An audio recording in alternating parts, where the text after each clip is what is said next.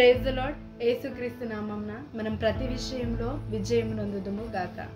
ఆమేన్. ఈరోజు దేవుని వాగ్దానము మొదటి సమూయేలు గ్రంథము 26వ అధ్యాయము 25వ వచనము. నీవు ఘనకార్యములు పూనుకొని విజయము నొందుదు గాక. ఆమేన్. అయితే దేవుడు మనకు విజయాన్ని దయచేస్తానని వాగ్దానము చేస్తున్నాడు. అయితే ఎలా వాగ్దానాన్ని ఎలా విజయాన్ని ప్రతి విషయంలో ఘనతను పొందుకోవాలో ఒక మర్మము ద్వారా మనము తెలుసుకుందాం. మోషే యెహోషువ వాళ్ళిద్దరూ వాళ్ళ దగ్గర ఉన్న సైన్యము శత్రు దేశాన్ని ఎదుర్కోవాలి. ఆ శత్రు దేశాన్ని ఓడించాలి. వాళ్ళు వారిపైన విజయం పొందాలి. కానీ పొందలేరు. ఎందుకంటే వీళ్ళకన్నా ఆజానుభావులు వాళ్ళై ఉన్నారు. ఎలా అంటే వీరు 6 అడుగులు ఎత్తుగా ఉంటే వారికి 2 అంతలుగా వాళ్ళంత పెద్దగా ఉన్నారు. బలమైన వాళ్ళు యుద్ధశూరులు, చాలా టఫ్ ఫైటర్స్. ఆ శత్రువుని గెలవడము చాలా కష్టము. అలాంటి టైంలో వాళ్ళు దేవుణ్ణి ఆశ్రయించారు కనుక వాళ్ళు ఆ శత్రువు పైన విజయము పొందారు. అయితే మోషే తన 2 చేతులు దేవుని వైపు చాచుతాడు. చాచినప్పుడు యెహోషువ వాళ్ళ సైన్యం అంతా శత్రు సైన్యము పైన విజయము నొందారు. అయితే ఎప్పుడైతే మోషే తన చేతులు కిందికి దించాడో మళ్ళీ వాళ్ళు ఆ యుద్ధాల్లో ఓడిపోతారు. మళ్ళీ మోషే తన చేతులు దేవుని వైపు ఎత్తి చాచినప్పుడు వారు మళ్ళీ ఆ యుద్ధము పైన విజయము పొందుతారు. ఇలా జరుగుతున్నప్పుడు మోషే చేతులు కిందికి దించొద్దని ఎంతసేపు అని ఆ చేతులు పెట్టగలుగుతారు దేవుని వైపు. తనకి స్టాండర్డ్ కానందున తన చుట్టూ ఉన్న ప్రజలందరూ ఆ చేతులు లిఫ్ట్ చేసి అంటే ఎత్తిపట్టి మోషే చేతులు ఎత్తిపట్టి దేవుని వైపు చాచేలాగా ఆ చేతులను పెడతారు. అలా వాళ్ళు శత్రు దేశాన్ని జయించి విజయం పొందుతారు. ఇక్కడ మనం గమనించినట్టయితే దేవుని ముందు చేతులు చాచితే ఎవ్వరి ముందు చాచనవసరం లేదు.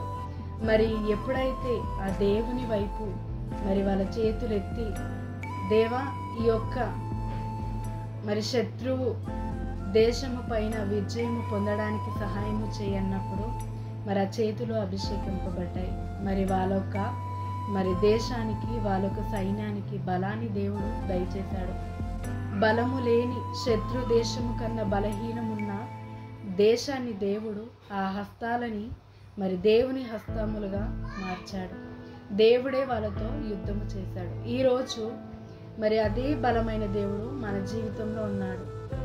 మోషేకి చేసిన దేవుడు, యెహోషువకి విజయము దయచేసిన దేవుడు మన జీవితంలో నిశ్చయముగా దయచేస్తాడు. ఎప్పుడైతే మనము దేవుని వైపు నిరీక్షణ కలిగి ఉంటామో, విశ్వాసం ఉంచుతామో, దేవుడు నా ప్రతి పరిస్థితిని బాగు చేస్తాడని నమ్ముతామో, దేవుడి వైపు చేతులు చాచుతామో, ఇంకా ఎవ్వరి ముందు చాచకుండా దేవుడు చేస్తాడు. నువ్వు చేసే చేయితో ఏ పని సక్సెస్ కావట్లేదా, దేవుడి వైపు చాచు. నీ ప్రతి పనికి దేవుడు ఘనతని దయచేస్తాడు, విజయాన్ని దయచేస్తాడు. ఆ చేతులు దేవుని చేతులుగా మార్చబడి దేవుడు నీకు తోడుగా ఉండి ప్రతి విషయంలో ఘనతని నువ్వు ఘనకార్యములు పూనుకొని విజయము నొందులాగా దేవుడు దీవిస్తాడు. దేవుడి మీద ఆధారపడ్డ వారిని ఏమాత్రము సిగ్గుపరచడు. ఆయనకు అసాధ్యం అంటూ ఏది లేదు. ఆయన దగ్గరకు వచ్చిన వారిని ఏమాత్రము ఆయన త్రోసివేయడు. ఆయన నిత్యము ఆయనకు అసాధ్యం అంటూ ఏది లేదు కనుక దేవుడు తప్పకుండా అన్ని విషయంలో మనకి విజయము దయచేస్తాడు. ప్రార్థించుకుందాము. మన చేతులు ప్రతిరోజు దేవుని వైపు ఎత్తి ప్రతి విషయంలో విజయము పొందుదుము గాక. తండ్రి, యేసుక్రీస్తు నామమున ప్రార్థిస్తున్నాము. ఇదిగో దేవా, మమ్మల్ని ఆశీర్వదించువాడు నీవే, మమ్మల్ని దీవించువాడు నీవే. ఈరోజు గొప్ప మర్మం తెలియజేస్తున్నాం. మోషే చేతులు ఎత్తినప్పుడు ప్రతి విషయంలో విజయం పొందిండయ్యా. నీ వైపు చేతులు మేము చాచుతుండగా ప్రతి విషయంలో విజయము పొందులాగా మమ్మల్ని దీవించువాడు నీవే, మమ్మల్ని ఆశీర్వదించువాడు నీవే, మాకు సహాయము చేయవాడు నీవే. మా చేతులకి ఇదిగో తండ్రి ప్రభా జీవాన్ని కలుగచేసి ఈ చేతులని నీ చేతులుగా మార్చి ప్రతి విషయంలో విజయము దయచేస్తున్నందుకు నీకు వందనాలు అయ్యా. ప్రతి ఒక్కరికి మరి ఘనకార్యాలు పూనుకొని ప్రతి విషయంలో మరి నాయన తండ్రి విజయమనుందులాగా అన్ని విషయంలో దీవించబడులాగా ఈ చేతులను దీవించమని యేసుక్రీస్తు నామమున ప్రార్థిస్తున్నాము తండ్రి. ఆమేన్. మీ ప్రతి చేతులు ఆశీర్వదింపబడి దీవించబడుదురు కాక. ఆమేన్.